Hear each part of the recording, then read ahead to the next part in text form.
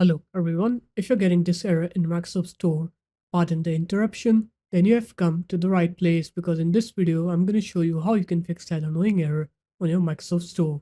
So first off, what you're going to do is you're going to open up your start menu, you're going to write here run, and then you're going to write here services.msc. You're going to find here Windows Update. Here it is, you're going to right click on it, go into properties, make sure it is set to automatic here, press OK then. After that, you're going to find Microsoft Store install service. So here it is. You're going to right click on it, go into properties, make sure it is set to automatic as well. Press OK then. After that, you're going to go ahead and then open up the start menu again. You're going to write here run. You're going to write here wsreset.exe.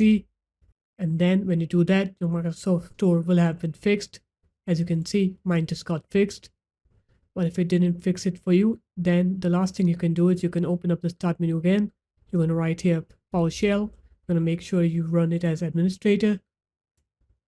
You're going to put this command in here. I'm going to put this command into the description of the video. Press enter then. After that, you're going to go ahead and restart your computer.